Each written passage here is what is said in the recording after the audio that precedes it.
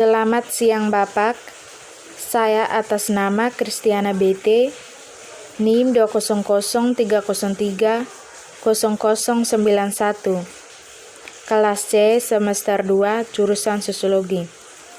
Baik, langsung saja di pembahasannya. 1.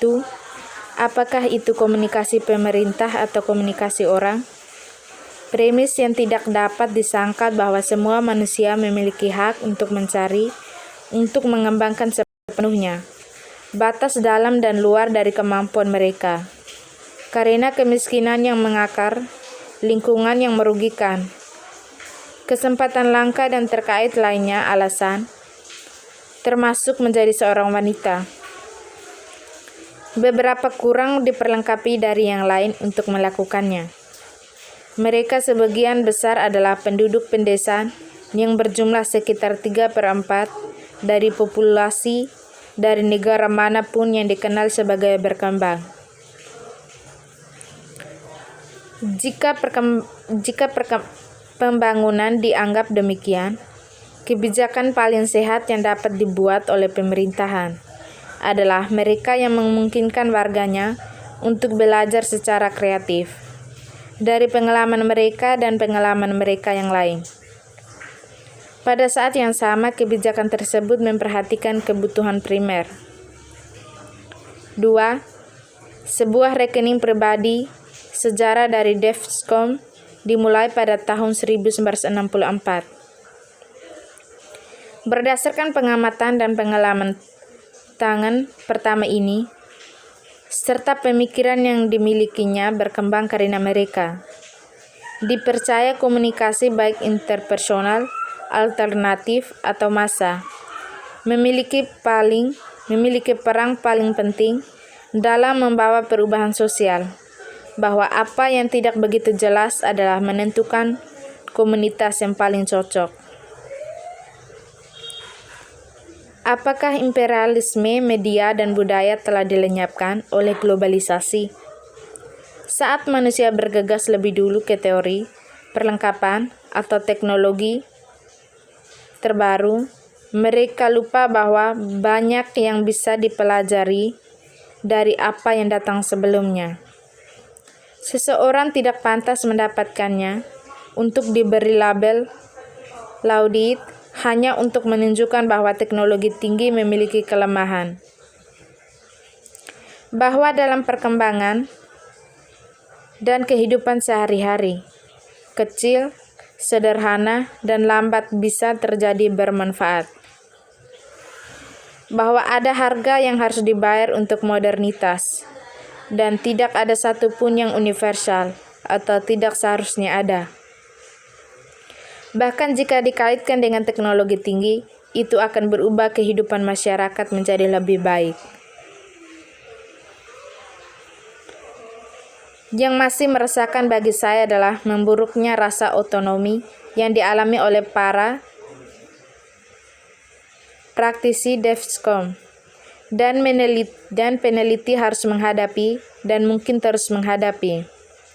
Dengan banyak belahan bumi selatan di bawah penguasa otoriter yang mengontrol pendanaan pemerintah dan pada gilirannya, keberlangsungan proyek Devscom yang biasanya sangat banyak tergantung pada dukungan negara, yang seringkali ternoda dengan motif tersembunyi.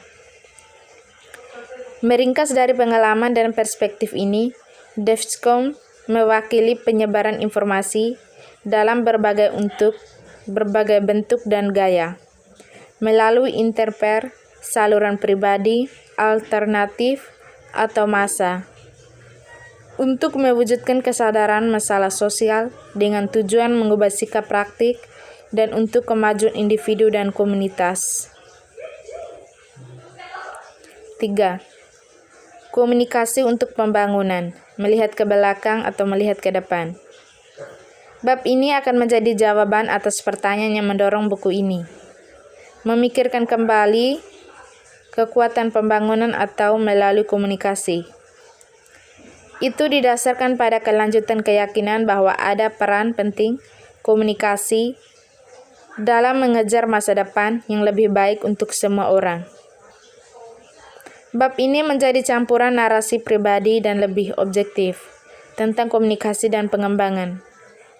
Melihat kembali secara historis ke awal dari studi komunikasi formal di pertengahan abad ke-20 dan inisiatif untuk pembangunan setelah Perang Dunia II. Bagian pertama akan menjelaskan keterlibatan dalam keduanya studi komunikasi dan pekerjaan pengembangan dari tahun 1968, mengidentifikasi baik kemajuan masalah dan kerugian saat melihat ke belakang selama 50 tahun. Bagian kedua menguraikan sejarah dari dua permulaan dari kedua studi komunikasi sebagai disiplin universitas independen dan permulaan komunikasi yang hampir bersamaan sebagai bidang aksi sosial terapan.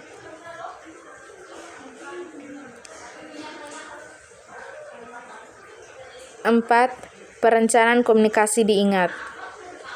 Pada dasarnya ini telah difokuskan pada media massa atau versi media tradisional yang disesuaikan dengan komunitas yang lebih kecil. Banyak lanskap itu telah berubah tanpa bisa dikenali. Perubahan paling sering dicirikan dalam istilah teknologi, tetapi pada kenyataannya melanggar di semua bidang aktivitas manusia. Dampak internet tidak begitu saja lebih besar dari perkiraan semula, tetapi juga dengan cara yang lebih tidak terduga. Dengan perubahan terjadi lebih cepat dan lebih tidak terduga daripada kekuatan politik, sosial, dan ekonomi bisa berasimilasi, apalagi mengelola. 6.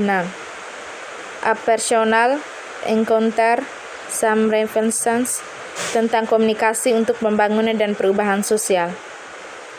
Konferensi tahun 1987 atau bidang komunikasi pembangunan yang ingin dinilai dicirikan oleh pluralisme yang lebih besar di antara konferensi peserta, tetapi juga oleh keragaman pendapat yang lebih luas atau kurang setuju tentang sifat komunikasi pembangunan dibandingkan pada konferensi Hawali tahun 1964 dan 1975 sebelumnya. Tentu jauh lebih dominan. Sebaliknya, program komunikasi pembangunan kontemporer memberikan penekanan utama pada pencapaian kesetaraan dalam distribusi manfaat pembangunan dan atas partisipasi masyarakat. Komunikasi telah menjadi elemen kunci dalam proyek WETS untuk mengembangkan dunia ketiga. Dalam 1,5 dekade setelahnya, studi Lerner yang berpengaruh pada 1958 tentang komunikasi dan pembangunan di Middle Timor. Peneliti komunikasi berasumsi bahwa pengenalan media dan pasti jenis informasi pendidikan, politik, dan ekonomi ke dalam sistem sosial bisa mengubah individu dan masyarakat dari tradisional menjadi modern. Dikandung sebagai memiliki efek yang cukup langsung dan kuat pada penonton dunia ketiga. Media dipandang sebagai penganda ajaib mampu mempercepat dan memperbesar pembangunan. 7.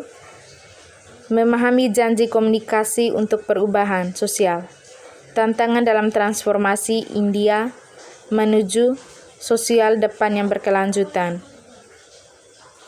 Pendekatan kebutuhan dasar yang digagas pada tahun 1970-an untuk memberantas kemiskinan ekstrim terus menjadi penting karena banyak negara berkembang termasuk India telah gagal untuk menyediakan makanan yang cukup, air minum bersih, tempat tinggal, pendidikan, mata pencaharian, partisipasi dalam pengambilan keputusan, martabat dan harga diri kepada rakyatnya. 8. Pengorganisasian kelas kerja menghadapi kebencian ras dan etis. Saat ini menyaksikan eskalasi politik ultrakanan dalam melakukan kebencian, semua yang dianggap lain, sementara membenamkan dirinya dalam praktik terbuka. wacana politik nasional di Amerika Serikat maupun di seluruh dunia, membuat upaya pengorganisasian komunitas tahun 1995, di mana saya menjadi peserta aktif terengah-engah. Itu adalah upaya untuk mengungkap antagonisme dan kebencian lokal yang ada di kota kecil pasca industri Holyoke, dengan merefleksikan sejarah sifat ikal, pengalaman masing-masing kelompok etnis atau ras secara mandiri. Sekian dan terima kasih. Selamat siang.